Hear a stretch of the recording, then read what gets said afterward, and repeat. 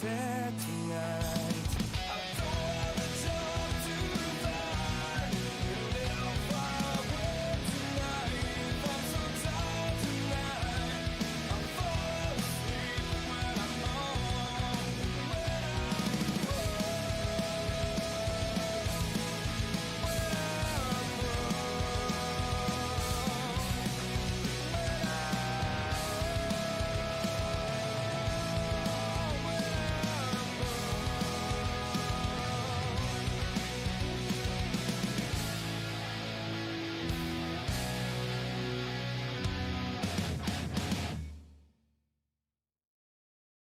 if I bleed tonight, if I am sad tonight, I don't have a job to find.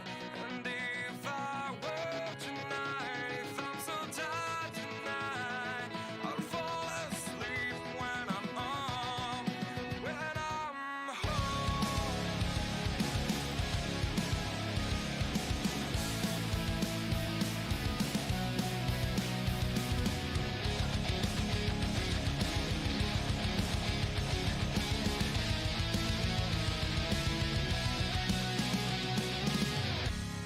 I was just so far from here, focused on my own way, with never looking back to those who lived in fear.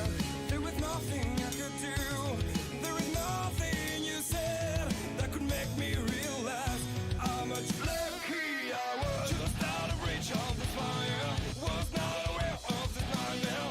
But when I stopped to see those eyes begging for help, begging for hope, just need to open my eyes now to try to change them to sunshine, to be someone among others. I've got to try it. If I bleed tonight, if I am sad tonight, I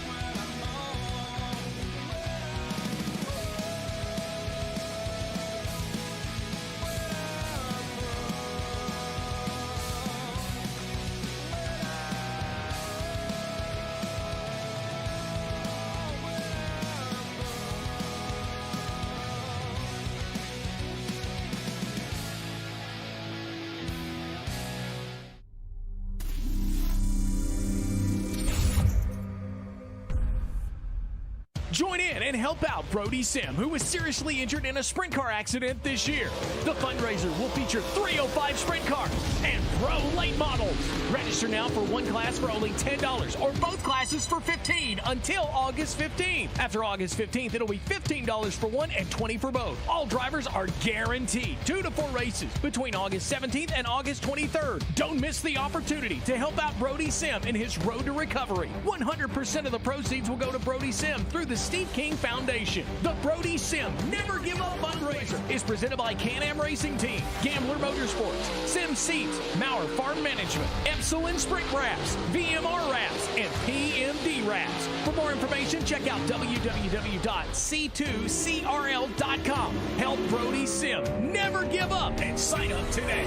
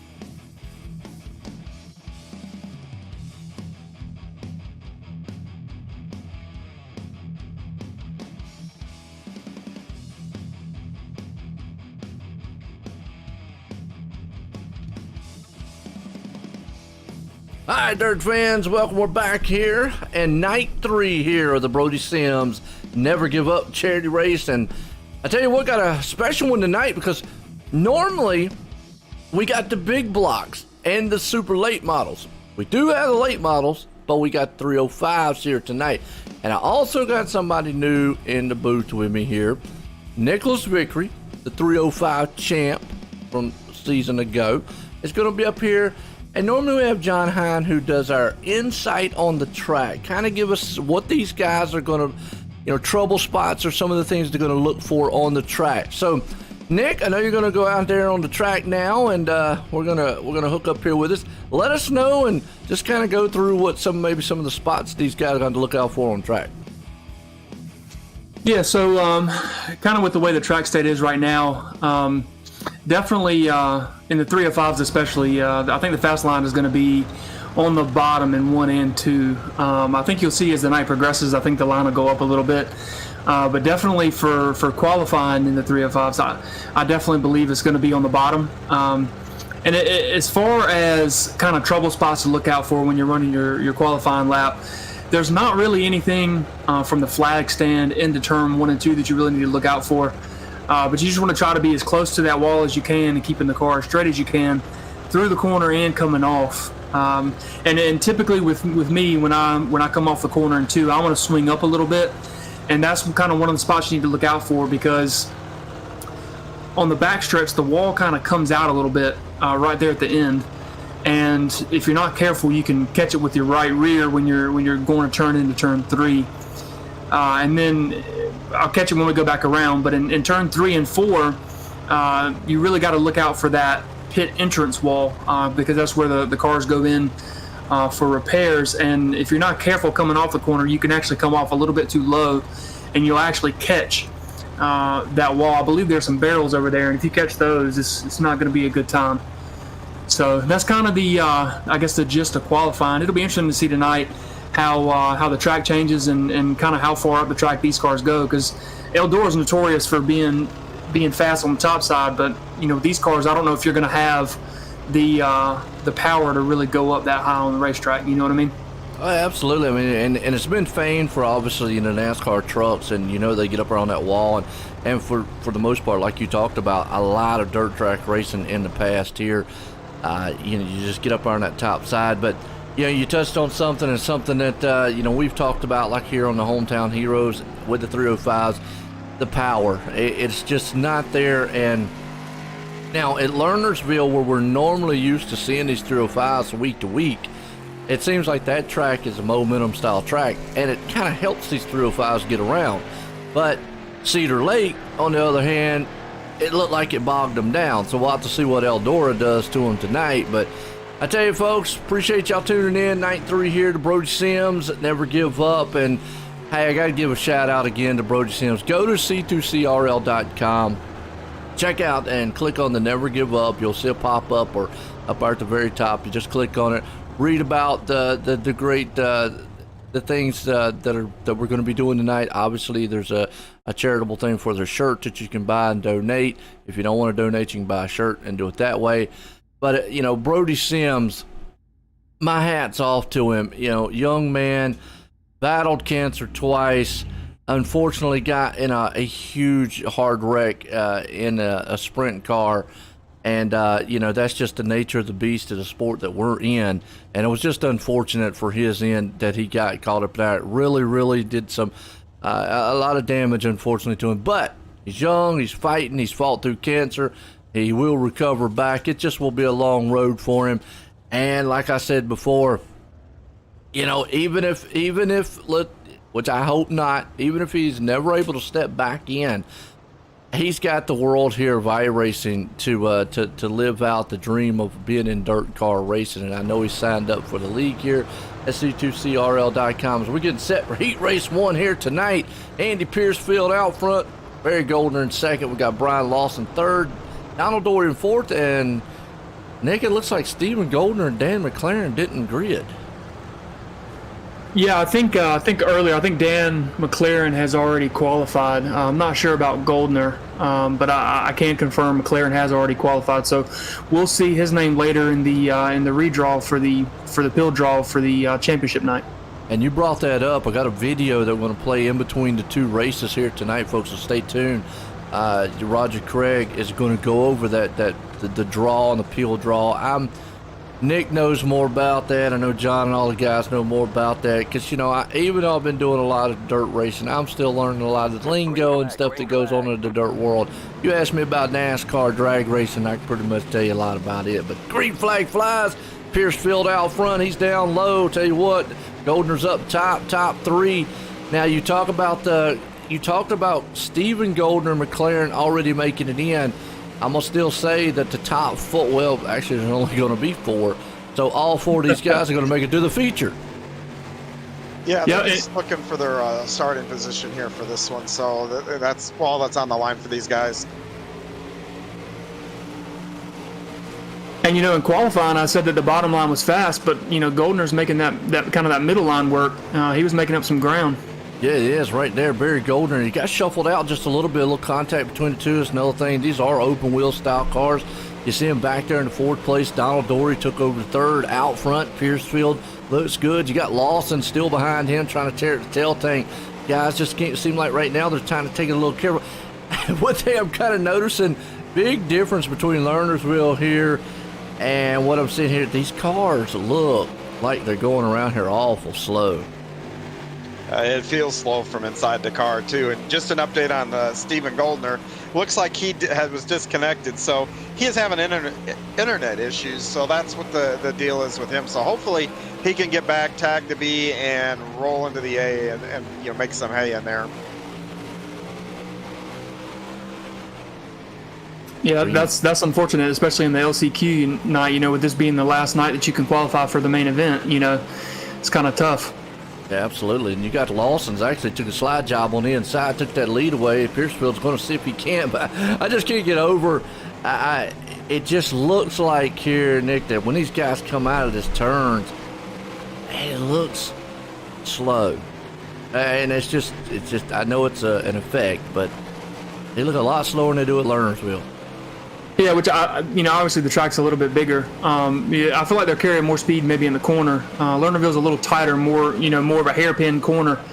So it should be some good racing, for the rest of the races tonight because, you don't have to worry about going off the edge at this track, which is a good thing. So, you know what? That's you just brought that out. That is the number one thing about Lernersville. I always say it's in its name. You learn one that top side there is no wall. Here they have a wall if they want to get up there. To kind of lean on a little bit. It's heat race number 2. We got Roger Craig out front, Bob DeGood starting in second, Kyle Parker third, Jeffrey Barker fourth, Craig Vault in fifth. So it looks like one guy in this one actually will have to go to, if we have a consolation later on. We might have just enough for a field to go straight into the full deal here tonight. And Nick, I tell you, it's going to be a running thing here, and you're going to see it. Every time we get excited about Roger Craig, and I do, and I start talking about him, he wrecks. Yeah, I've noticed that in previous broadcasts. So I think what I'm going to do is I'm just not gonna focus on him or say his name, not to jinx him. You know what I mean? Hey, I don't blame him. I always say he's got that 747 machine out there, and hope he don't crash that plane. It's almost like when I talk with John. He's got the cruise shop machine out there, and I hope somebody don't punch a hole in the side of his boat tonight. We'll have to see, but yeah. Craig out front. Here we go. Heat race 2. Got a good field here set tonight, folks. 305s have started off. Super late models after a little bit different format because we're actually doing. It's a charity event. Normally this would be the Thursday Night Thunder. Super dirt car series with the big blocks and the super late models, but tonight it's 305s and super late models. And that pace truck, lights are off. It's going to jump off on pit road, and we're going racing. Green flag. Head off in turn 1. You got Bob DeGood, another guy. And you know what? I know, Vic, you know that DeGood out there probably has got to be one of the oldest drivers we have here, but he can handle these cars. Yeah, they post all the results in the driver communication stuff, and I see his name up there a lot for the retreads. So be interesting to see what he does tonight. Oh yeah, and he races these 305s throughout on the Hometown Heroes on Wednesday. Right now he's looking pretty good. Him and Kyle Parker though got a little side by side bump there, went up the track. You see Parker on the outside. He's taking it over Barker. Barker's the second. Oh, car in the wall hard. That's Craig Vault. He hit that thing hard coming out of the turn.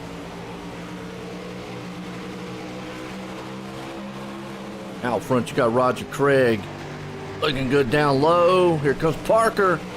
And you see all the good around too, so we only got 3 cars left.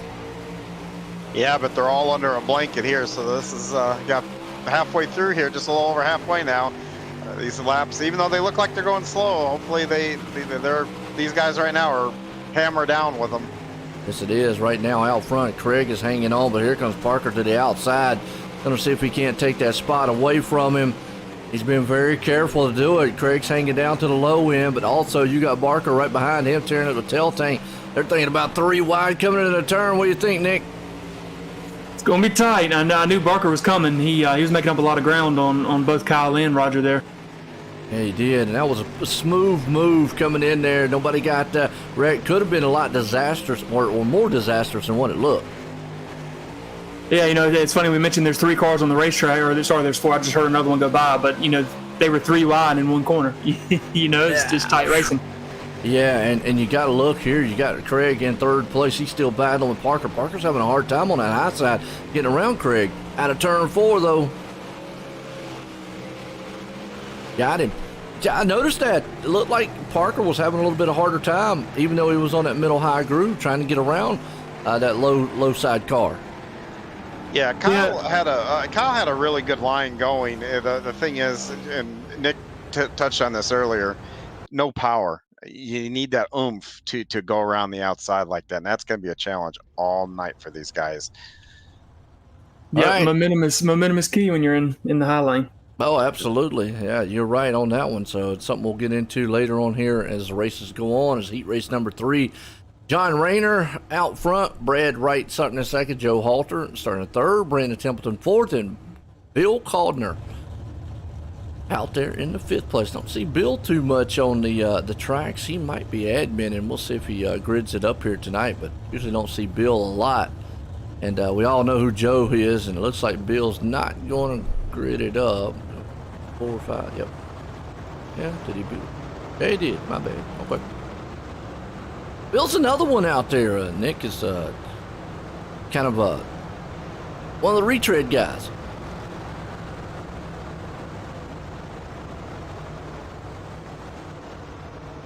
Fall asleep? No, I was trying to be. I think his outracing's name's William, right? Is that who you're talking about? Yeah, Bill Caldner. Oh, Yep. William. Yeah, Okay. William. Yep. I know that had me confused a little bit because, I actually, when I first got into the league, I spoke with him a lot because I think he was the one that handles the probation races, right? Yeah, he does something with the website too. Yeah, he does. He handles all the recruiting. So anybody that joins our league, which you can do at c2crl.com, you go to Bill, and Bill gets you set up, gets you signed a number, and all that kind of stuff. So he's your first point of contact for any new league members. So important guy there. Absolutely. Here we go. And as of last night was pointed out, you can see it looks like Rayner and Bill are actually in Brody Sim's actual paint job, or a variation of his style paint job in his real sprint car. So that's kind of cool to see out here as the green flag flies, racing up front. You got Wright, Rayner trying to tear up the back tail team, but here comes Halter to the inside, looking good, putting some sliders on each other. Yeah, look at that run that Halter got off that top side there. Brought him right back to those two guys, but he made contact with the outside wall there. That's where it jutted out. Mentioned it in qualifying. You got to be really careful right there because it'll sneak out and grab you. Absolutely, it will, and everybody's kind of spread out single file. You've got Templeton, Halter right now right out front. Rayner sitting behind him as he just caught that wall a little bit. I mean, here's the thing, Nick. We talk about it week in and week out. These still are open wheel style cars. You get up there on that wall, anything can happen. Yes, it is extremely unforgiving. Which me and John were actually talking about it before the race started. If the racing makes it all the way to the top side, it'll be interesting to see, because if you make contact with that wall with the right rear, it's pretty easy for the wall to reach in and grab your front end as well. And if you do that in the sprint cars, it's gonna pretty much all but end your night. So you got to be really, really careful on the top side in these cars. And I think we'll go off of that. You mentioned earlier talking about the 305s. We see a battle for second place. That's Templeton over Halt. He's going to the inside to try to put a slide job on him. But I think maybe the 305s, not to say that they won't get up there to the top side. I think we will see it with the late models. A lot more, a lot more power. And weight-wise, not quite as light as these, but, Yeah, definitely with the extra power in the pro lates. And actually, when me and John were talking earlier, that's what we were talking about. It really depends on how they run the track in warm up. If they tend to stay around the bottom, then that might kind of warrant the middle and the higher lines to kind of come into play because there's no more grip on the bottom. At a 4, battle for second. Halter's going to get him by inches on Templeton, but it's going to be all right out front. Rayner's going to take that 4th and final transfer spot. Caldner out back. Puts us in heat race number 4. We got Steven Bixler starting out front. Bruno Lador. Hope I said it right. Probably not, but probably got a French variation to it. Starting in second. Gary Taylor there in third. Mike Cranmer in fourth. And Nathan Aldridge rounds out the 5th place here to start this one tonight. Our heat race gets underway. And let's see what paint job Nathan's in. I was talking last night, Nick. He was in the 305. He was in the Jack Daniels car, hoping he wasn't driving like he was on it. And then in the late model, he was in the Dr. Pepper car, and he was all over the track. And I said, wait a minute, maybe he drunk some Jack Daniels in between the race. Yeah, I actually heard that this morning when I was rewatching the stream. Sometimes it's funny on that one. So it looks like he's not gridding up for some reason. Maybe he's one of those that's already in the show. He in the show already, Nathan Aldridge. I know he was an admin last night on one of them, but actually, he was admin the other day. He said Nathan Aldridge. Yeah. Aldridge. Yeah, it looks like he disqualified himself, so he may be doing some admin duties in here tonight. And he might be already in. Well, I don't know if he's in the show or not, but like you said, he could be doing admin. We've seen a lot of that. That puts us 4 out here. Do what we got, and Bruno. Latour. Yeah, I knew it had to be some French variation because he's from Canada. And I may be wrong with it too. Right, well, I don't speak French. I mean, we, that's about as far as it's going to go. We're from the South. We like chicken. So I went bonjour, je m'appelle Jean from St. Pierre. You would just freak out, huh? I'd be like, it sounds nice. And if you was like maybe a female saying it, I'd be like, that's awesome, man. But I'd be like, how y'all doing now? I'd reply.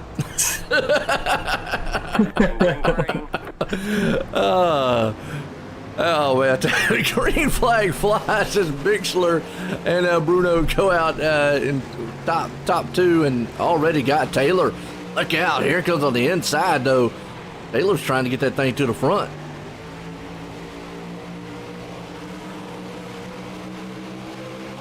And he almost went on the inside. Caught the tire of Bixler a little bit. Cranmer there. Bruno falls all the way back to the 4th place. Well, that inside groove's working a little bit. What you think? Yeah, I think as long as you can get it in the corner, not lose too much momentum, if you can keep it straight coming off, then it's definitely still some speed down there. I don't really see any dark spots on the bottom of the track yet, but I'm sure as we get through the feature and get closer to it, it'll definitely start wearing out there on the bottom. And the way they've been running the middle, it might wear out in the middle before it wears out on the bottom. So we might see 2 lanes high and low. There you go, and you already see Bixler getting shuffled all the way back to 4th place. He was up there in the top spot. Mike Cranmer now's the man hanging on to 2nd. Taylor is trying to walk away from the field. Battles on between Bruno and Bixler. That's in about the 4th place spot. So if you're sitting around about what you are now, what's going through your mind as a driver?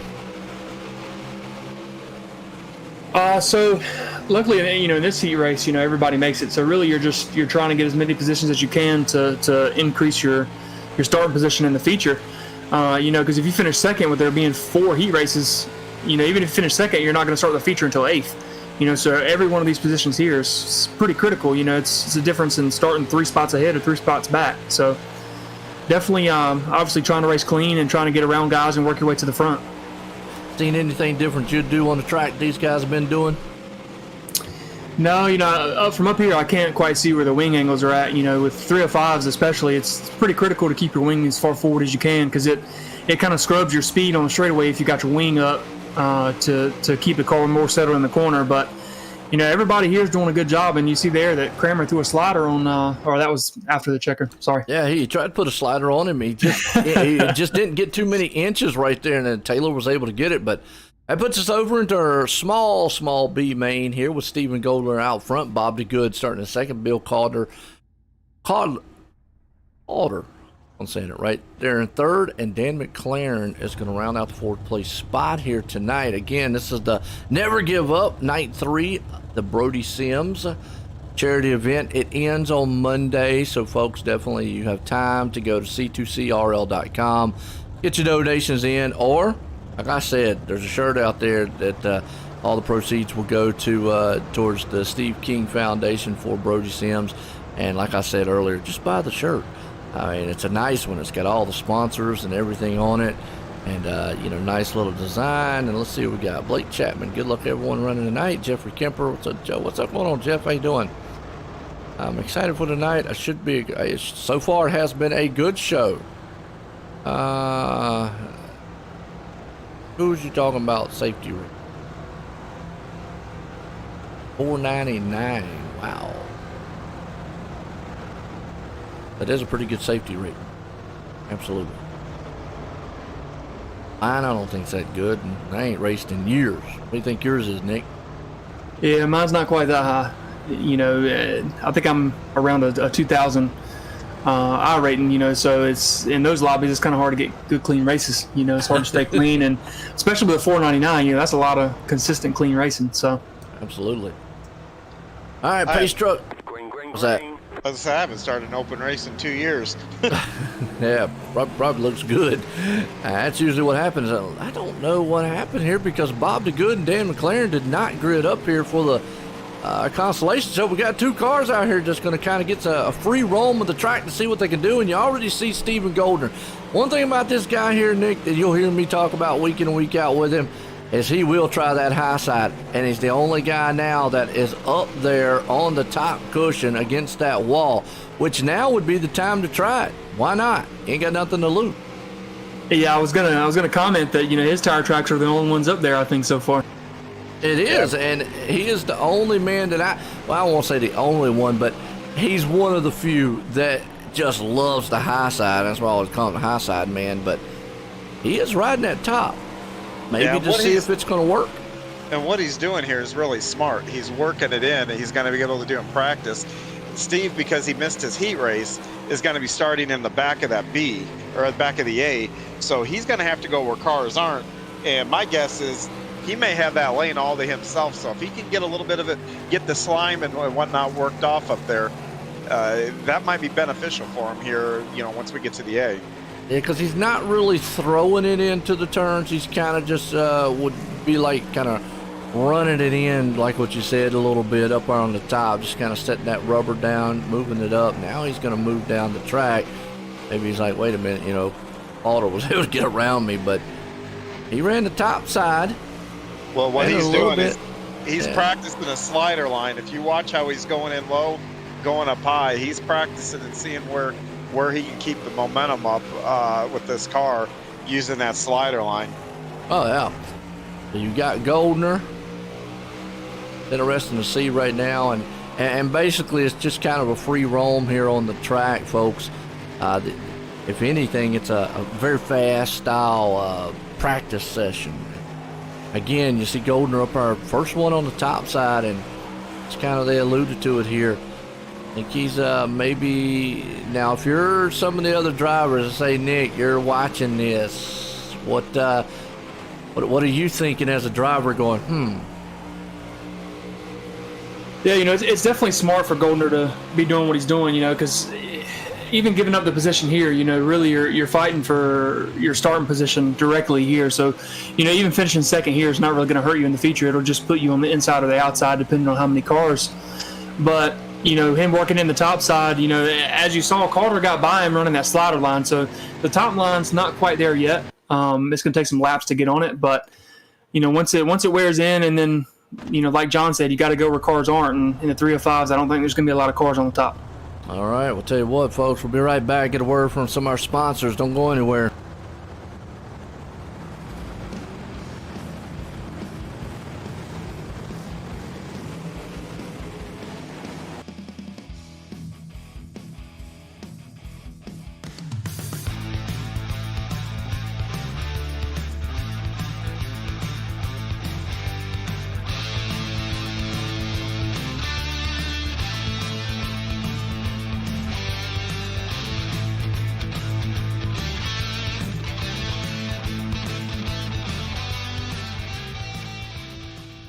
People want to have a one-stop shop. They need us for now all these different services, not just the heating and air side. When things are going wrong, you want the company that's going to be able to get things done as fast as possible for you. Today we're going to be in over 600 homes. What the customers can count on is we're going to send a competent person to your home with a vehicle that's stocked and prepared. We're going to do what's right. Right now, we're waiving our $79 service fee with any Cool-Ray, Brightbox, or Mr. Plumber service.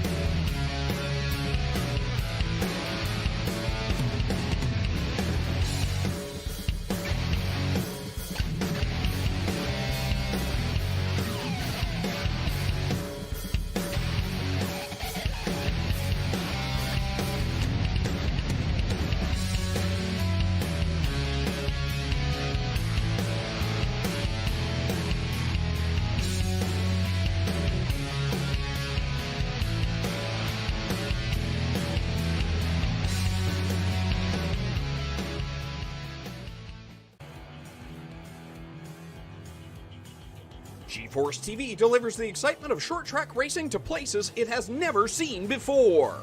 With dynamic production elements and state-of-the-art technology, GeForce TV proves what the racing community already knew. Race fans are plentiful and they are hungry for excitement. Last year, GeForce TV streamed over 250,000 hours of intense racing action for fans all around the world. Nearly 750,000 fans viewed our streams and on-demand videos. By the end of the racing season, our subscriptions rose more than 400%. What does all this mean for you and your business? Motorsports marketing in Canada has never produced such amazing and measurable results. Cashing in on the benefit of motorsports marketing is easier than it's ever been. Work with a team, work with a speedway, work with a series, or join the excitement directly with us at GeForce TV. We are excited to see you all back at the races. But until then, see it all on GeForce TV. Subscribe today for free at GeForceTV.net.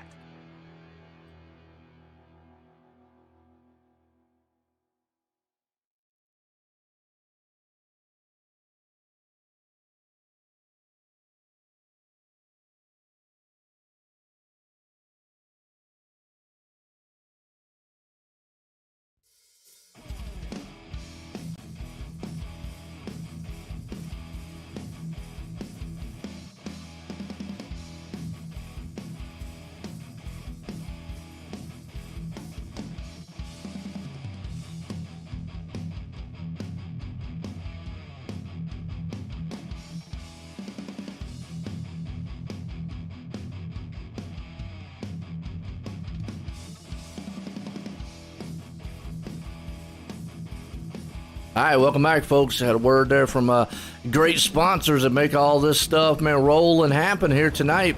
A word for the Never Give Up, Brody Sims charity racing. Look at that. Brian Lawson's going to be the man out front. Barker starting in second. Gary Taylor in third. Brad Wright in fourth. We got Kyle Parker and Andy Piercefield fifth and sixth. Mike Cranmer in seventh with Joe Halter and there in eighth. Roger Craig ninth. Around the top 10, Donald Dory. And looks like we have got 18 machines, because it looks like Bob DeGood and Dan McLaren didn't grid. So, did they have some connection issues? Yeah, I think McLaren has already qualified, so he couldn't race tonight in the LCQ. But I do believe Bob DeGood disconnected. And it'll be really interesting because I think they only take the top 8 from this LCQ over to the championship night. So, look forward to some good racing. Absolutely. Okay, Jeff, good deal. As always, here we go. Feature time tonight. Going to be 30 laps here. Normally, these guys only run 20, so about 10 extra laps they got to deal with on this track. Pace trucks in, green flag flies. Let's see what kind of mayhem we're about to set off to as you got Lawson gets a good jump on the field. They're 3 wide behind them, though. Yeah, and if you notice in turn 1, there's 2 really distinctive lines, the middle high and then the bottom, and then 2 cars making contact on the bottom there. Oh, what's Roger Craig? He's involved with Bruno. As we're under caution. Let's go back here on the Malcolm Mills replay and let's get an idea of what happened, because we saw it down there. They were 3 wide, rumbling. It was a car down. He was caught in the middle, and it looks like just somebody just got clipped in the back. Next thing you know, car shot up the track. And you know, and I know, man, Nick, that this, short tracks, things close up very quickly. Yeah, especially early in the race like that. Everybody's still on top of each other. There's not a whole lot of space, and once one car gets kind of turned sideways and gets out of shape, it kind of messes up everybody behind them. Oh, absolutely. So Lawson still out front. Well, let's say you're about I don't know, mid-pack, 8th to 10th. What's going through your mind as a driver? Yes, it's really tough. It's still really early in the race. You mentioned that this is 10 more laps than what they would normally run. And, the track's still pretty fresh, so I think we're going to see a lot of high and low battles. But, the ultimate goal in tonight is to race clean, number one, and then finish in the top 8, because if you don't finish in the top 8 tonight, then you'll still get a good show on Monday night for the championship night, but you'll be watching. You won't be racing. So I think that's everybody's goal, is to finish in the top 8. So gotta ask that'll be a good spot in the finishing order to watch there at the end of the race. Absolutely. I got to ask, too, though. Now, as we go back green real quick here, as everybody's going to go single file. I see Larson get a good Lawson. I said Larson. I guess I got Kyle on my mind. But he's out front. It's kind of contagious. yeah. We're in sprint cars now. There you go, figure. Lawson out front, but he's got company. Barker's going to go to the inside, a slide job. But what I was about to say before we went there, and we're good, was when you spoke of that back in about, let's say, 8th and 9th place as a mentality of a driver, when you come out in these races, do you, as a race driver, do you ever think about, is this going to be a clean race, or what do I do if there's a lot of cautions? Yeah, I try not to. Sometimes you get kind of lucky, and when you need a caution will come out. When you don't want one, there isn't one. But yeah, when you're around that kind of that break-even point, you start trying to race a little cleaner and give yourself some room, especially as the laps close down, because the guys behind you are itching to get in the spot that you're in. So it can definitely get a little hairy there at the end. Right now, it is, like what you said, getting hairy in about the middle of the pack, around 6th, 7th place spot. Andy Piercefield was bouncing off the side of Mike Cranmer. They was able to hang on to it. You got Stephen Goldner there in the mix. Behind them, you got some heavy hitters of Templeton, Halter, Craig's up there in the 10th place. And then you got Craig Vault. He's outside looking in. Rayner, Goldner, Parker way back in the back off the pace. I think he got caught up in the thing earlier on. Calder back there with Steven Bixler. So, but most of the racing's going on, I'd say, around about 5th and 6th place spot. Yeah, I was going to notice, or I was going to mention that, if you look at Goldner in 1 and 2, he's running the top side. That was a big topic of conversation in that consolation race. And he's already come from the back. I believe he's in 7th now, so he's making his way through the field pretty quick. It looks like he's got a couple other friends up there. Cranmer is going to see if he can't move up there with him. Now you see Goldner's having to shift down on the inside. He puts a beautiful slide move down low. The problem is he had to go 3 wide, and Cranmer's up on the wall trying to make a new way around the track. Yeah, once it grabs, it's hard to get off too, especially when you got guys underneath you, because you don't want it to let go and then send you down the racetrack in front of everybody else. As Goldner throws a slider in 1 and 2, doesn't quite get him cleared, but I would definitely look for that. Little bump right there too, and that's just, like you said, wasn't able to get him quite clear down low. I guarantee as soon as he gets clear of these guys, he's got the good slider line. He goes inside, lets it drift straight up the track, kind of textbook dirt racing there. He's up to 4th already as Lawson out front leading this one. He's got Barker a couple car lengths back along with Taylor, but they better look in the rear view mirror, because here comes Stephen Goldner to the front. He's back up on that top side. Yeah, he's definitely pushing his way to the front. And I know we said earlier we weren't going to mention Roger's name a whole lot, because he tends to be bad luck for him. But I think he's running 9th right now, so he's right on the edge of that bubble to get into the championship race. He's right there. Oh, yellow flag out too, but yeah, he's right there in the mix, and it's Bruno again. So Bruno's not having the night he wants. Looks like Bill Caldner actually got involved with that too. And right before that, Kyle Parker actually wrecked, and 325 machine was the one who lost it, and Bruno just nowhere to go. We've definitely seen that before. This place closing rate happened so quick. Next thing you know, car sliding, got nowhere to go. Yeah, I know you mentioned Kyle was off the pace. I believe he made contact with 3, and if you look at his Nerf bar on the front, it's pretty bent, and the car might be catwalking. I can't quite see it from this angle, but the way that Nerf bar looks, it looks like it might be. He's in the pit road right now. Probably going to try to see if he can't get that repair done on it. But yeah, he had crashed before that caution, but it didn't throw the caution out, so he was able to keep going. But again, it did do some damage to the front end of the car. So this caution actually probably saved him, if anything, keeping him in this one. Unfortunately, he's going to be way and might be done. Yep. Looks like he's parking it.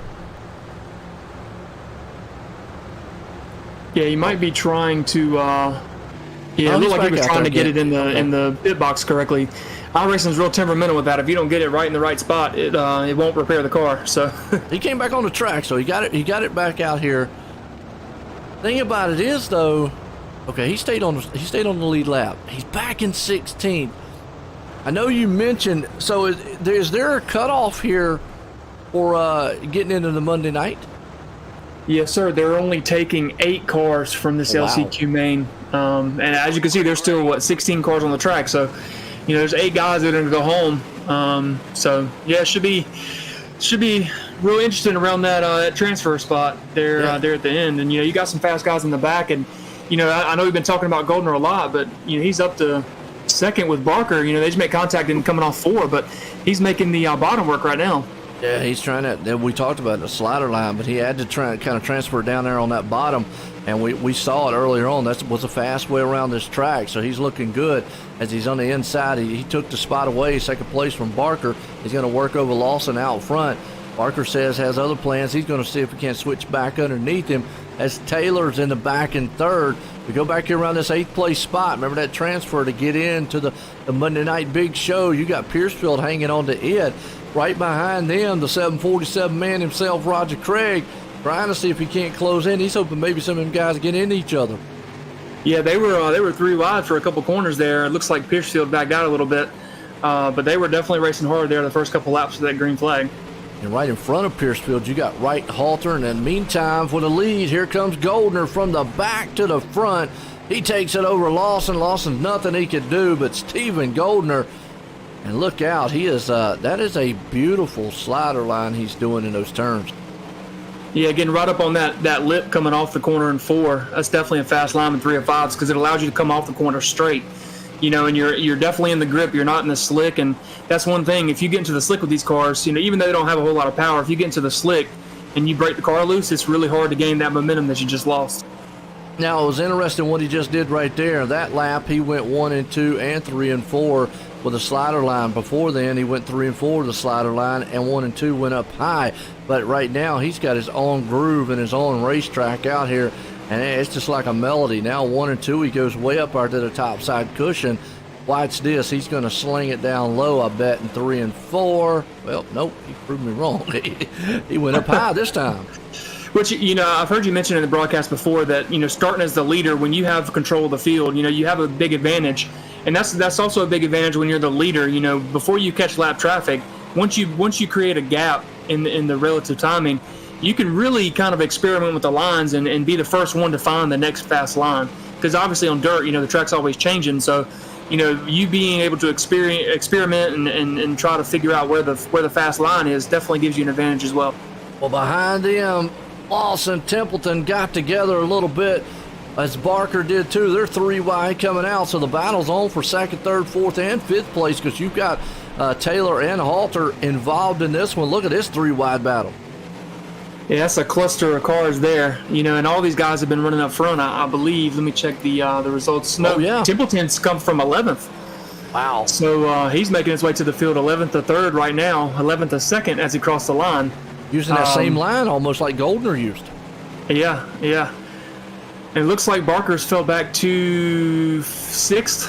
I think he's had some contact early in this race, so I'm sure he'd like to get back around some of these guys because, like I said, we take the top 8 into the championship night, but, these guys are still fighting for a starting position in that. So, if you could finish 4th instead of 5th, that gives you 1 extra spot on Monday night. Yeah, we talk a lot about that. I know John does on the Hometown Heroes about, just because you might be in a B or C main doesn't mean you're not racing for something. You're racing for what you're starting for in the feature or where you're going to start at. And that might be, one position might be crucial to how you're going to finish. Right now, I'm watching this 8th place spot as Barry Goldner put a beautiful slide job on Andy Piercefield. Then Piercefield's going to try to do the crisscross.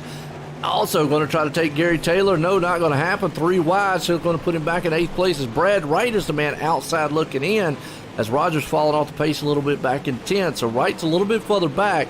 He would need a little help from these guys up here, but they keep racing like they are. Ooh, Nick is kind of hairy. Yes, like I said, as the laps wind down, we're running lap 29 already. Yeah, white flag. So definitely watch around the 8th place spot. There's still a group of cars there fighting. Yeah, we're going to keep on this 8th place because unless Goldner up front messes up, he's going to win this thing here tonight. But, and that's what I was just saying. Gary Taylor and Piercefield got into each other, and Roger Craig and look who it is. Yeah. 1 position off. He just is not going to be able to make it. Piercefield's going to be the man. Hang on. Wow, what a finish to that one, as Andy's going to hang on to that 8th place. So Craig, Rayner, Caldner, Cranmer, Vault, Taylor, who was in, and Kyle Parker out in this one. Could have missed the Monday night, but Stephen Goldner dominating finish here, along with Templeton in second, Joe Halter in third. Good run with Joe Halter up there too, finishing this thing out in third. But my hat's off to all these guys. They ran a clean race all night long here with these. And so let's see if we can't get a couple of these guys up here and get a word with them. Just heartbreaking. We see it week in and week out. Guys, battle hard. I know you see it a lot, Nick, and you too, John. Guys just battle hard, coming there to the last, and you want to get that transfer spot, but then you just get knocked out of it, and it's just a heartbreaking thing. We're still trying to wait for some of these guys to jump up here, waiting for the Halter, and if Goldner's in here. Yeah, I was gonna say, Joe, it's definitely a hard pill to swallow there at the end of the race. It's when you race hard all night and make your way through the heat race, and if you have to run the Conzi, you make it through that, and then it all comes down to the last 2 or 3 laps. That's a tough way to end the night. Yeah. Whew. I am still trying to see. Don't see Templeton, and I don't see Goldner. Somebody on the track out there yell at him, tell him. Who is Smoking Joe? I almost say that's got to be Halter. All right. I'm going to bring up third place man, Joe Halter. You want to get a word with him, Nick? Yeah. All right. Well, let's bring him up here. Let's get a word with him. Hey, Joe. It's Nick, John, and Joe in the booth. How are you doing? Yeah, I'm good, man. I'm good. Thank you. So, looked like a good race. Looks like you come from 7th to finish 3rd. How was your night, through the heats, and how was the track and the racing, and just how was everything from the beginning to the end? Man, it was really good. At the end, I got into somebody. I got to go back and apologize, but we had 2 grooves there. The bottom worked quite a bit. I followed Brandon Templeton, my teammate, kind of up to the front, running the bottom, and then I tried to swing back outside just to be safe. So, 2 groove track. It was an awesome race, man. Yeah, it was definitely fun to watch up here in the booth, and I guess when you finished in 3rd, you definitely qualified for the championship night on Monday. You got anybody you want to thank for 3rd place finish tonight? Yeah, man, I got to thank my team: Brandon Templeton, Brian Dickens, Kurt Schatzer, and mostly Icon Sim Sports for putting me on an awesome rig and supporting our team. All right, so that is your 3rd place finisher, Joe Halter. We'll get Brandon Templeton up in the booth, your 2nd place finisher. Absolutely, like you said, he says Smoking Joe out there, and he looked good, the icon man himself. But Templeton came from the back to the front, 2nd place man. Let's bring him up here.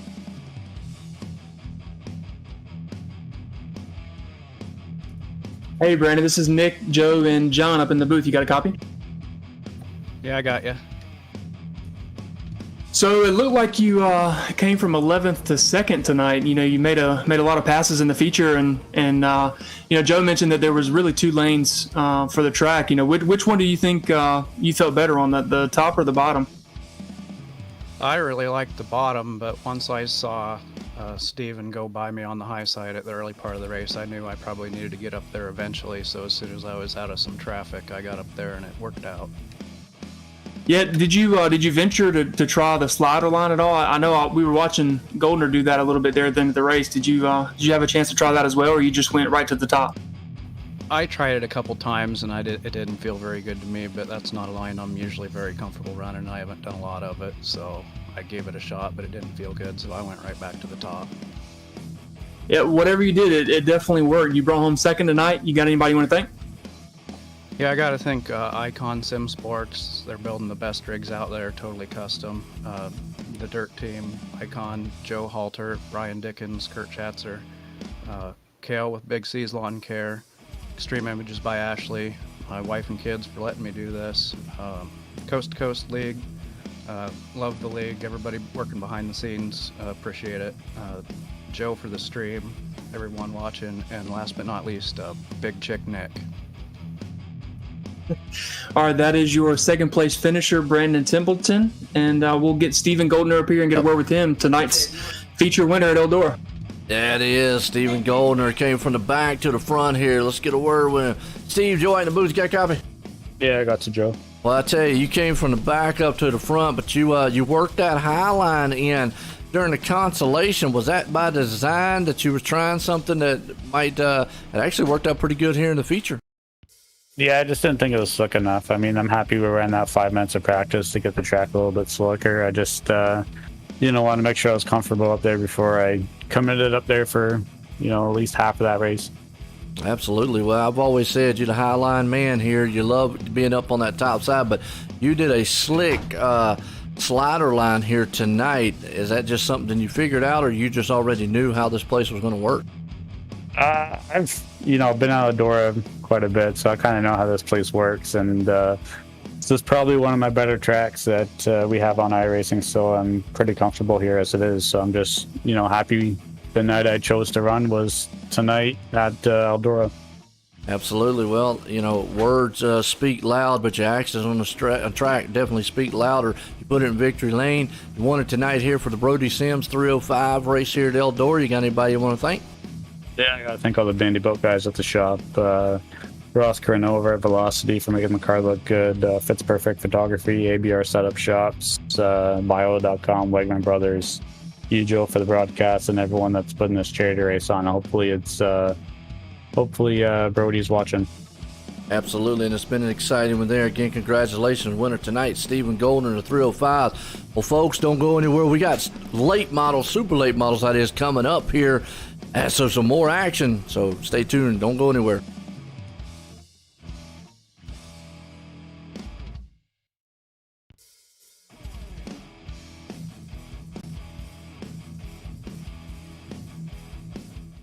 Good day, everybody. Roger Craig here from the Coast2Coast Racing League.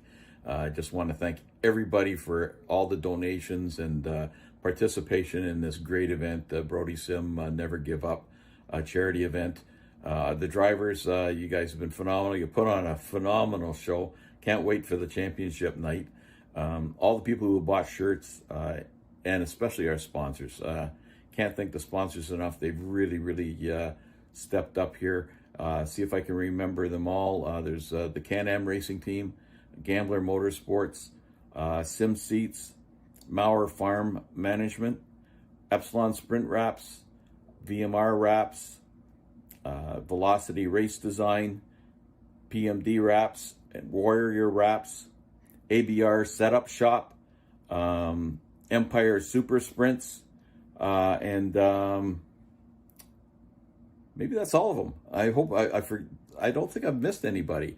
And a Cool Ray for always being there and being supportive as well. So let's get on to this pill draw and see where the starting lineup is going to be for those first 8 positions. Okay, here we are. The pill draw for the 305 division for championship night. The starting 8 positions. Here are the guys that are eligible: Blake Chapman, Preston Cranmer, Connor Ross, Dean Reynolds, Nick Vickery, John Hine, Dan McLaren, and Aiden Young. So as always, it's random.org. There'll be 5 rounds. It's the final round. The first 4 are meaningless other than providing drama. Okay, so here we go. Begin the giveaway. And it's going to cost me $1 because this is all sort of on the up and up. And here we go. There's the first round. Sorry, Dean, it means nothing. Round 2. Sorry, Blake, means nothing. Here's round 3. Sorry, Aiden. Sorry, Preston. Okay, here we go. Final round. Here are the starting 8 positions for Monday's 305 championship race. Drum roll. And it will be on the pole, Dean Reynolds. On the outside, Dan McLaren. Row 2 will be Nick Vickery with Blake Chapman. Row 3 will be Aiden Young and Connor Ross. And row 4, sorry about it, guys, Preston Cranmer and John Hine. No love for the executives here. Okay, congratulations, everybody. And we will now proceed in a couple of minutes, or you'll see it right after this, to the Pro Late Model draw. Thanks for watching. Okay, it's now time for the pill draw for the Pro Late Models.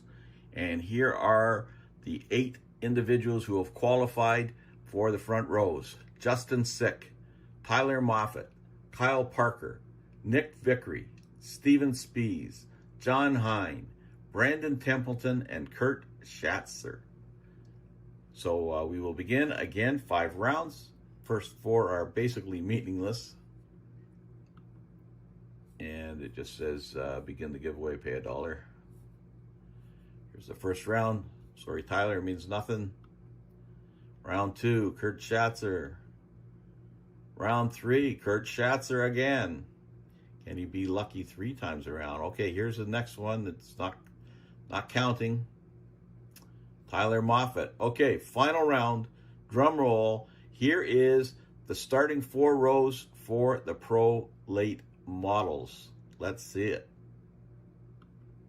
On the pole, Brandon Templeton. On the outside, Kyle Parker. Row 2, Kurt Schatzer and Tyler Moffitt. Row 3, Steven Spies and Justin Sick. And row 4, Nick Vickery and John Hine. So that'll be the starting 4 rows for Monday night's Pro Late Model Championship Final. Congratulations, guys. Also, you'll see that verification code, HABQTI. I will post that stuff, but you can go to random.org and check just to validate this was all done on the up and up. But if you notice, all the executives finished at the bottom, so you know there's no fix-in. Anyways, thanks for watching, and good luck to everybody. Well, again, thanks everybody for taking part in this great event. And we've got, I guess when this is being played, the 305s will have finished their last chance qualifier, and the Pro Late Models will be starting. There are a couple of mystery gifts for those 2 races, so stay tuned for our Facebook page to see what that's all about. So thanks again, and congratulations to everybody that makes those 2 features.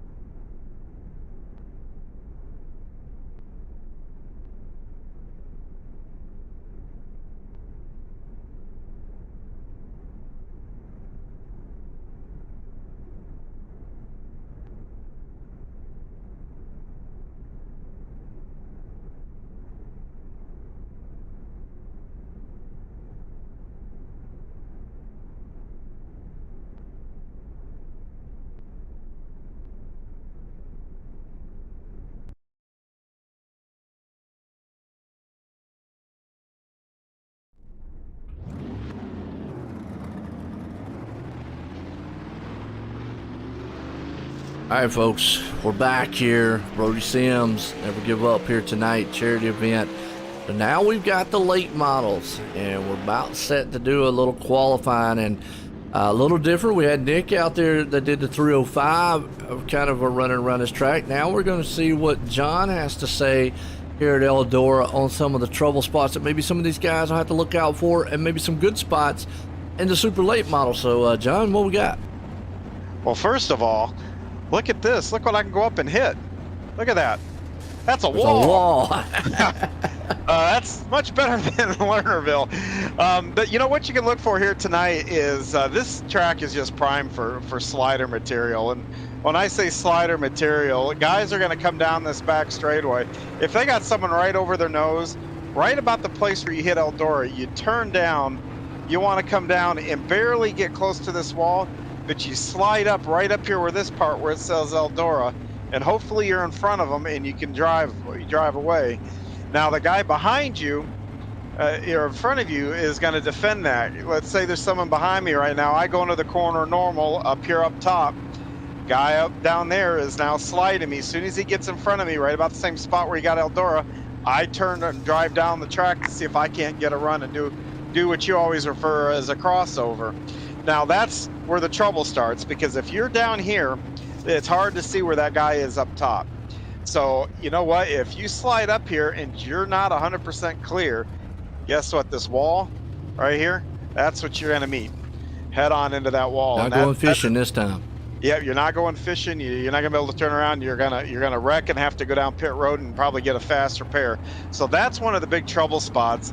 The other one is with these cars, unlike the 305, which you did see them up top, you can, tap the wall once or twice, but it can't grab you and slow you down. But right up here in the feature, this is going to be a little bit of the quicker line, and it will be a challenge here for these guys to get around here cleanly, lap after lap, right up against that wall. And as I come down here, I'll show you literally how close up here you have to be up to the wall. When I come down here, I'm right up here, and that back end is just out a little bit. Sometimes I'll just barely tap that wall with the right rear, but you're all the way up here, not a whole lot of room for air. So that's really what you kind of want to look for, as the night progresses, the groove moves up. For the heat races, it's going to be a fight for the bottom.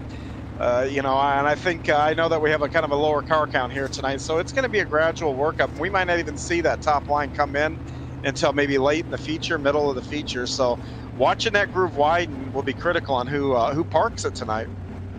Absolutely, that's good insight, folks, right there. Just to kind of give you an idea of what some of the trouble areas that a lot of these drivers are going to have to put up with or watch out for on the track, and it also gives you an insight on some of the different lanes that go on here. But now Nick, how comfortable are you in super late models? So I've had a pretty good season this season so far. I missed a race and I think I'm second in points right now. So I'm pretty comfortable. And actually, me and my brother both got our racing at the same time. And the main reason we did it, we're pretty local to the dirt track in Charlotte, and we go to World Finals every year. And obviously they race big blocks, late models, and sprint cars. And the main reason him and I got it, there's a simulator that they have out there. And it's modeled after a late model, and it actually gets up on the bars when you get into the gas. And it was so much fun. Me and my brother decided we had to do it ourselves. So I actually got into iRacing for the late models, and I will say it's definitely a preferred car over the open wheel stuff personally. And definitely here at Eldora, Eldora is known for being a topside track, especially with the late models. I remember, I think it was last season. Bobby Pierce, actually, I think he finished second or third, but, at the end of the race, there was a picture circulating the internet of his car, and his whole right rear was gone, part of the decking was gone, the wing was gone. He tore up the whole right side of the race car running the top side of the track. So now, with all that, which do you prefer? Do you like the sprint cars or the super late models? Or maybe something else? For sure, the late models. Okay. I would say in order, it's probably late models, UMP modifieds, and then big blocks. I would say sprint cars rate pretty low on my order for what I prefer to drive. But you're a past champ in them too, so there you go. And you know that's nothing uncommon as we get set here to go to Heat Race 1.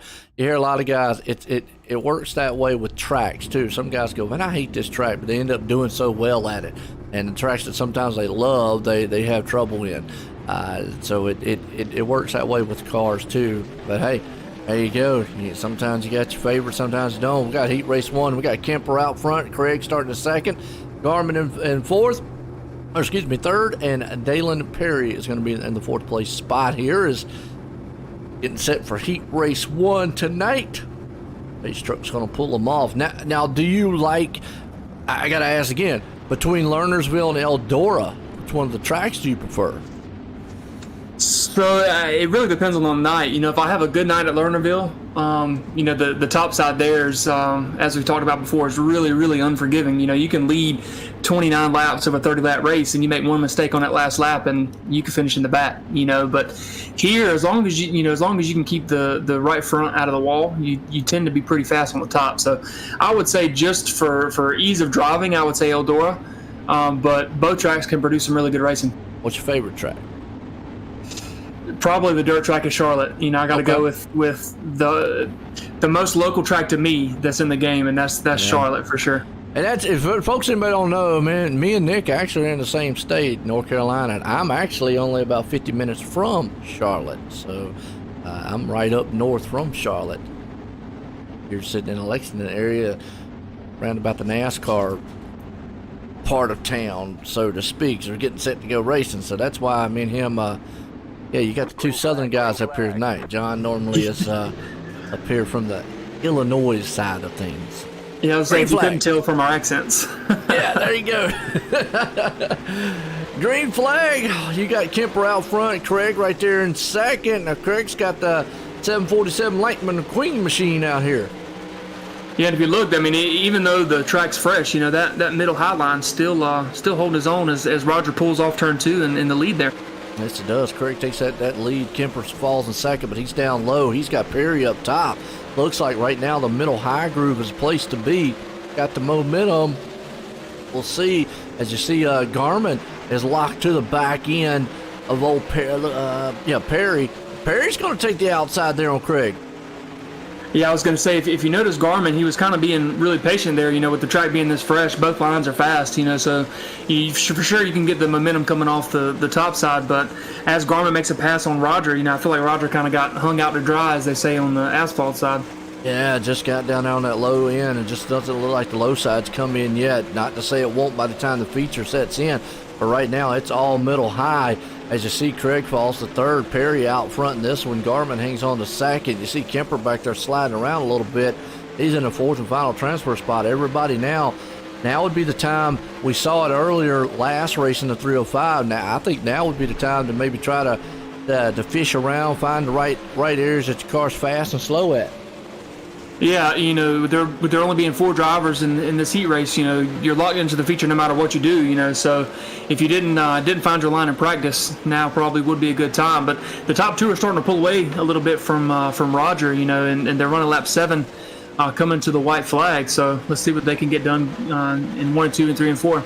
Yeah, it is. White flag, like I said, flies. You got Perry out front, Garmin in second, Craig and him a little bit of distance back, along with Kemper hanging on to 4th. Final time, final turn, 3 and 4. And Garmin's just not going to be close enough to make any move on him. It's pretty much going to stay the same as what it was. Good little heat race here in the start of our kickoff, the super late models tonight for the Brody Sims Never Give Up. Night number 3 here is heat race 2. Nathan Aldridge out front, Andy Piercefield starting the second. You got Tater Williams. I like that name, Tater Williams.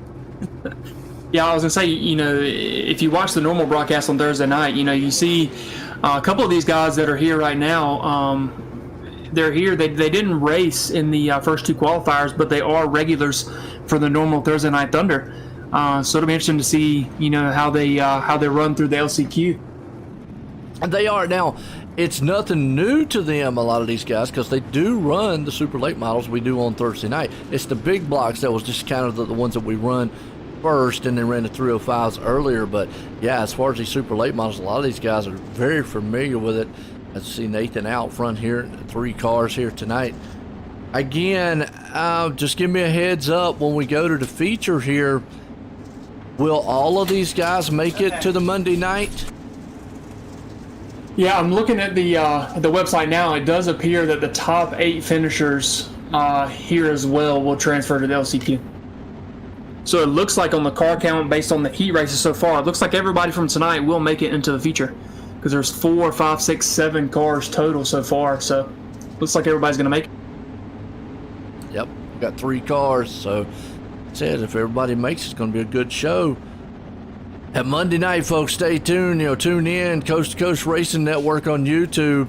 As you'll see it Monday night, it'll be the conclusion of the Brody Sims race. It'll be the kind of main event. You'll see all the top stars there here of the Coast to Coast Cool Rays Coast to Coast Racing League. You see Andy Piercefield, Cool Rays man himself, gets a good jump over Tater as the top 3 guys, and Nathan did not get a good start. Yeah, I was going to say, it didn't look like he got off the line there really well, but like you said earlier, it's a good opportunity to try different lines, so let's see what he does. Yeah, you got Tater tearing up the back end of Andy Piercefield. I want to see if he can't move him out of the way. Piercefield, though, has been taking a lot of knowledge from the Gambler Motorsports guys. Let's say that. Yeah, I was going to mention in the last heat race, but we ran out of time. With these cars in the track and the condition that it's in right now, it's really, really important. Once you get the car set in the corner, once you get it up on the bars, to keep the car up on the bars coming off the corner, because if it falls off those bars when you're coming off the corner, it'll actually bog the car. As Tater gets into the wall there a little bit in 1 and 2.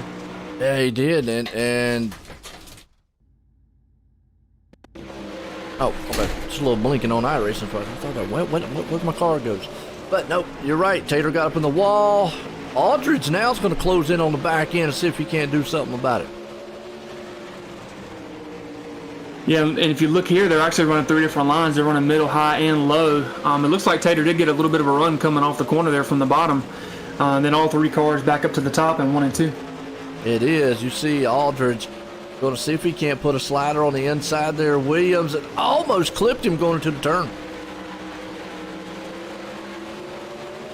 Yeah, with 3 cars. Yeah, I would say with 3 cars, this evenly spaced, it's definitely a good time to experiment as they take 3 different lines again, and like I said, Tater on that bottom, if you can get the car up on the bars coming off the corner, he does get a good run. He's running high line in 1 and 2. It looks like all 3 of them are, so they might have found something up top in 1 and 2. And this might show us what this feature is, but you see him go down low coming out of turn 4. It's going to be all Piercefield bringing it home. Williams going to come home and sack it. Aldridge back there in the 3rd place spot. So kind of really didn't get an idea of what we're going to look for here in the feature. But folks, don't go anywhere. We'll be right back. Get a word from some of our sponsors here tonight.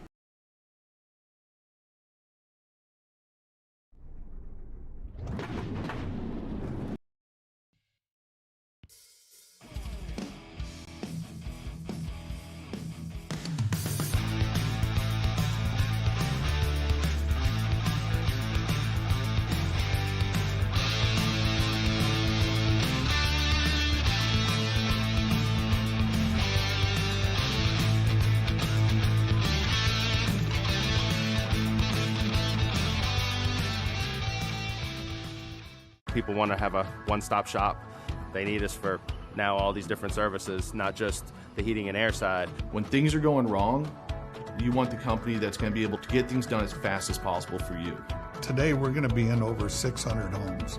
What the customers can count on is we're going to send a competent person to your home with a vehicle that's stocked and prepared. We're going to do what's right. Right now, we're waiving our $79 service fee with any Cool Ray, Brightbox, or Mr. Plumber service.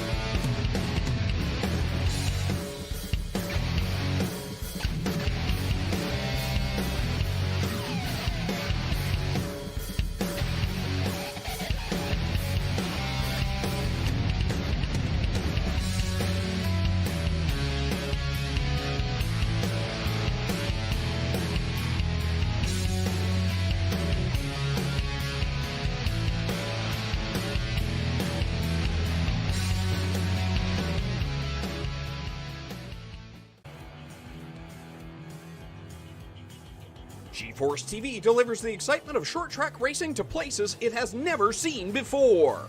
With dynamic production elements and state-of-the-art technology, GeForce TV proves what the racing community already knew. Race fans are plentiful and they are hungry for excitement. Last year, GeForce TV streamed over 250,000 hours of intense racing action for fans all around the world. Nearly 750,000 fans viewed our streams and on-demand videos. By the end of the racing season, our subscriptions rose more than 400%. What does all this mean for you and your business? Motorsports marketing in Canada has never produced such amazing and measurable results. Cashing in on the benefit of motorsports marketing is easier than it's ever been. Work with a team, work with a speedway, work with a series, or join the excitement directly with us at GeForce TV. We are excited to see you all back at the races. But until then, see it all on GeForce TV. Subscribe today for free at GeForceTV.net.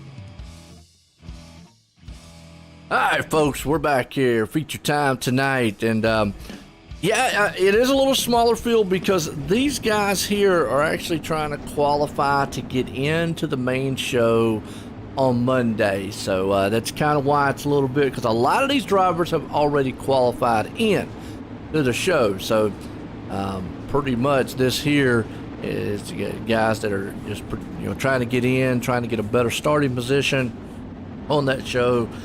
Coming. But go to c2crl.com, click on the Never Give Up. You still got time to donate, and we talked earlier about, if you scroll all the way down, there's a nice little shirt there. It's got all the sponsors and all on it. You can buy one of those. If you don't want to donate, actually, when you buy that shirt, all donation and proceeds go to the Steve King Foundation and the Brody Sims Never Give Up here tonight. And that is a good cause. As we go green flag, Dalen Perry, Andy Piercefield out front. Here we go, 2x2. They're already beating and banging on each other. Yeah, I was saying, you see the contact. Yeah, still going. It looked like Garmin made it through that. It looked like Roger took the brunt force and fell all the way to the back. And then Andy Piercefield was involved too. It looks like he's got some damage on the right rear quarter of his car. See that right there? You see that that rear wing just kind of cocked up just a little bit. We'll have to see if that affects him as the race goes on. You got Kemper hanging on to the 5th place spot. Aldridge tearing up the wall a little bit there in 6th. Roger Craig back in the 7th. And boy, Aldridge just bounced off the wall right in front of Craig. He had to slow up. Yeah, and it looked like Craig got a little loose coming off too. And if you notice, when they're going into 1 and 2 here, there's a pretty good slick spot near the top of the track there. So definitely got to watch out for that when you're going through the corner. It is. You got Aldridge up top trying to see what he can get done. Kemper along with it. Piercefield right there on the low end. And a battle here up front. You've got Garmin and Tater Williams. Those two guys, man, are trying to put some sliders on each other. Yeah, those two guys are really familiar with each other. They're regulars in the normal Thursday Night Thunder with C2C. So both guys are really fast. And actually, David Garmin is last season's late model champion. So let's see how this battle plays out here. It is. You got Williams right behind him. Garmin sitting in 2nd. You got Perry up front.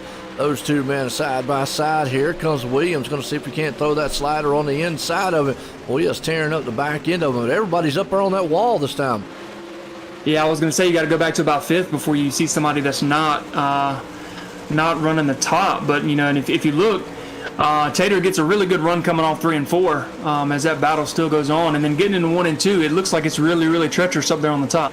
Yeah, it's a good view right here to show what Williams sees. Now he's going to clip it on down on the inside. He just throws a slide job move on Garmin. Wasn't able to complete it, though. Just kind of lost all kind of momentum coming out of the turn. Yeah, that was some really good awareness he showed there. He wasn't quite going to clear him with coming off the corner, so he held it low and let Garmin pass him on the top side, and he'll try it again on another lap. Yeah, it is. So far, so good. You got Garmin out front. Williams right there sitting in third. Perry out front. And let's go back behind him here and see what Piercefield. Actually, Kemper and Piercefield's got a good battle. Yeah, they look a lot like Garmin and Williams. They're really, really tight, running the same line. And it looks like Dylan Perry's pulled about a second lead out on the field. So the battle right now is for second, third, and fourth and fifth. Yes, it is. You got third place run. Kemper working over Piercefield. Tater now has lost a little bit of ground on Garmin as Perry's just kind of shot out to the moon. He's out front running his own race. So Kemper now is the man back here working on the back of Piercefield. We'll see if that damage is going to come into play here and kind of hurt Piercefield a little. I mean, what does that do to the car? Does it affect it? I mean, how does that affect him going into these turns? Being a realist, I like to think that it has a little bit of effect on the aero of the car, but I don't really know if it does anything. I guess the positive is it gives you a little more room to get up closer to that wall because the fender's not sticking out as far. Oh. Or at least I like to think so.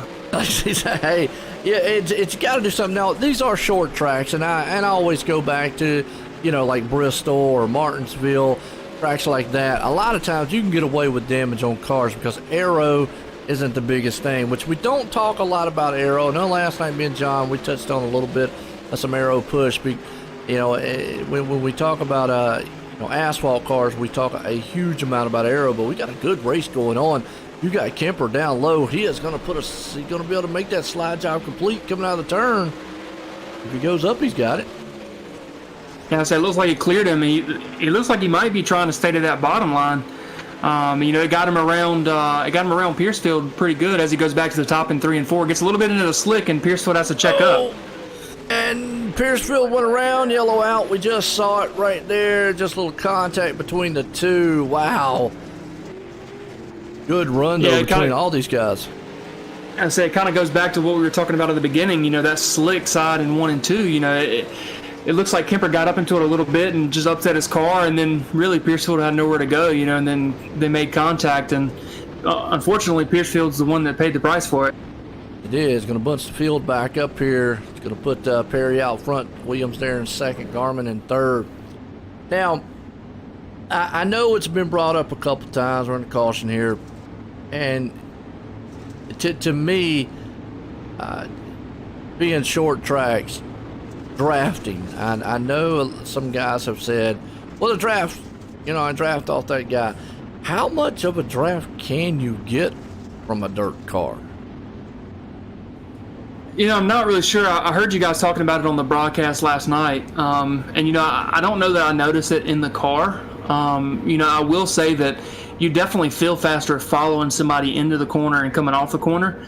It could just be a perception thing, when you're leading the pack. At least in real life, you're the one breaking the air, and everybody else has a little bit, easier of a pass through the air that you're already breaking. And the reason I bring that up, I mean, it's as obviously these are short tracks, and I reference them to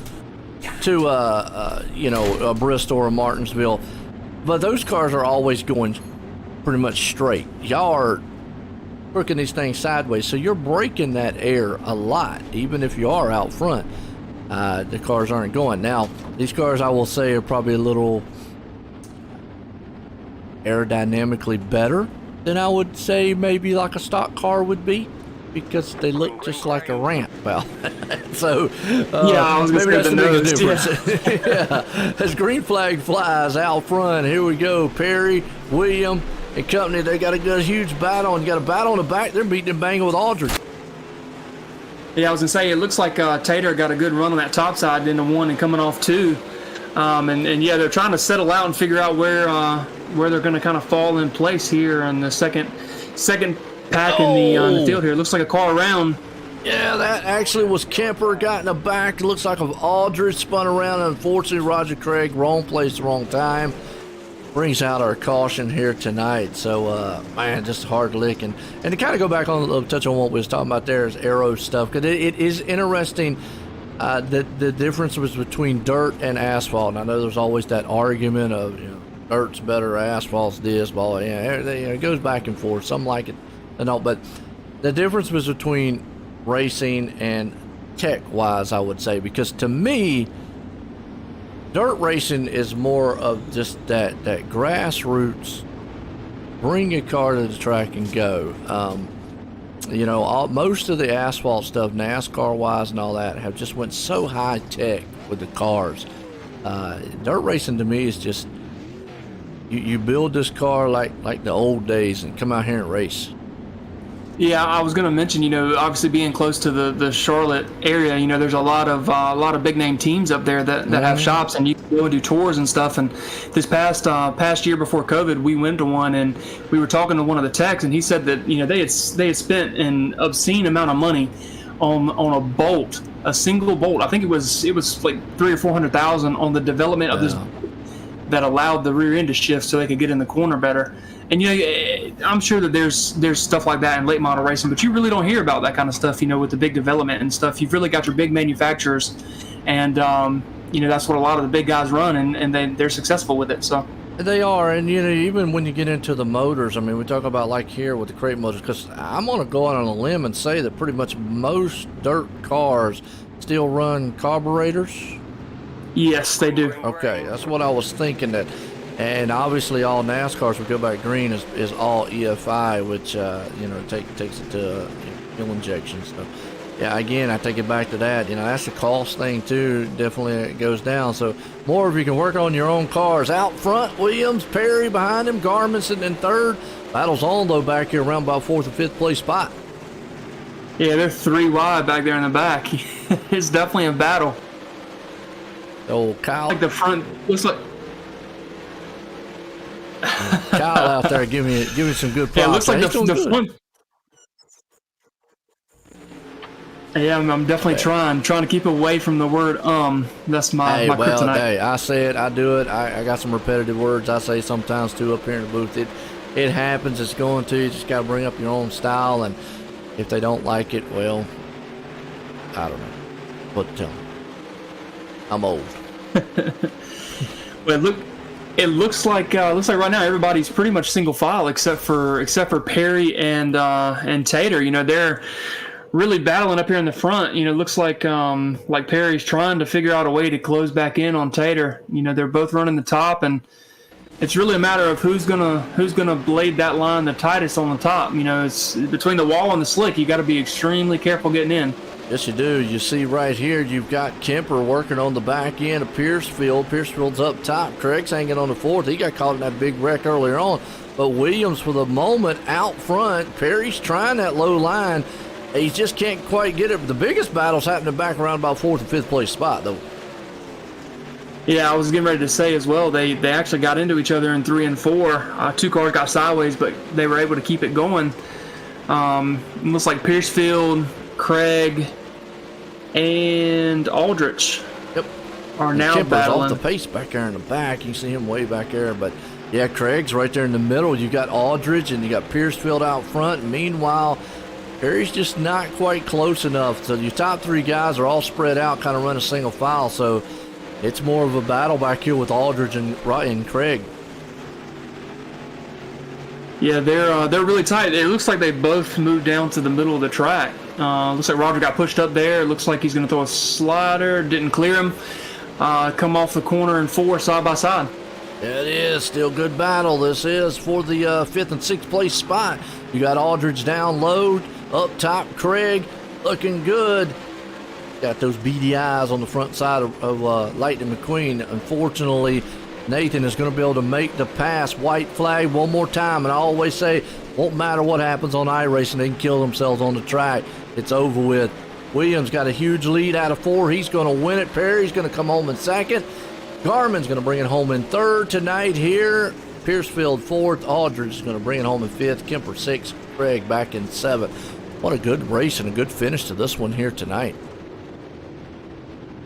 Yeah, it was definitely some good racing. With the amount of cars we had, there weren't very many cautions. So I think we had 2 cautions. Yeah, absolutely. Some good racing really in the front and the back. The kind of later in the race there, the front guys kind of got single file, but then the racing really heated up in the back. So yeah, no doubt. Well, let's bring up third place man. Let's get a word with him, David Garman. Hey, David, it's Nick up in the booth. You got a copy? Hey, Nick, what's up? So it looks like you started third and finished third tonight. How was your night from the heat races all the way to the feature? It was pretty good. The very beginning, me and Andy got into it a little bit coming off of 2 at the start, and I think that damaged something, so I wasn't able to keep up with those 2 up front. But it was a fun race. I'm happy with the third place. Yeah, and that qualifies you for the main event on Monday night for Brody. And it looks like, actually, you said you mentioned that you had damage. It looks like your right rear's been in a little bit. How was the top side? I know it looked really, really treacherous up on the top with that slick in the wall. Towards the end of the race, it just got worse and worse and worse. That's why I started going towards the bottom, towards the end of the race. Yeah, at the top, it gets so slicked up there because that's where we run because it's the fastest. And then it was just too much for me right now. I hadn't had any practice either this week on this track, so kind of just showed up last minute and was like, yeah, I'll do this. Yeah, well, you raced your way in, and you had a good finish tonight, bringing home third. You got anybody you want to thank? Yeah, I'll just thank all my team sponsors: Warrior Rats, Pulse Poppers, Ryco Motorsports, No Sweat Sim Shots, Tough Ring, and SimX Pro, Blue Diecast, and then Greenbugs.com and Butt Kicker as well. Thanks for supporting us, getting these races in and stuff, and thanks for putting this stuff on. I know this week's going to mean a lot for a few people, so I'm just happy to be a part of it, and hopefully we'll see what we can do, next Monday at Volusia, so get some practice in for that. Yep, I believe it is 75 laps at Volusia, so it's definitely going to make for an interesting night, and congratulations again on third place. Yeah, thanks, Nick. There you go, David Garman bringing home in third here tonight with this guy, Dylan Perry, bringing it home here in second. Bring him up. Let's get a word with him.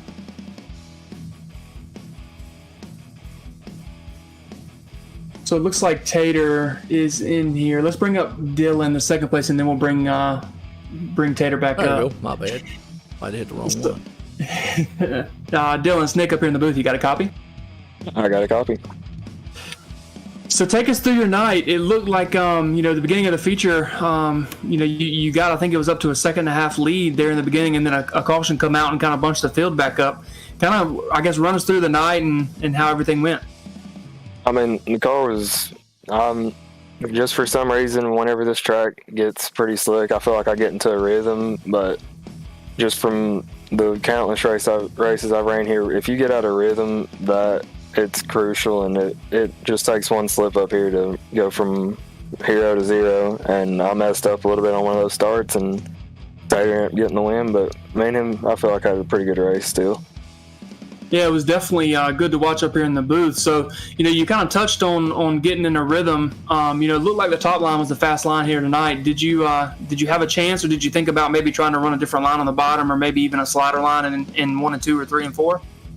I tried there a little bit in that feature, but it's hard to outrun the top here at Eldora. I mean, it's famous for the cushion, so you've got to be on your game to try to run anywhere else.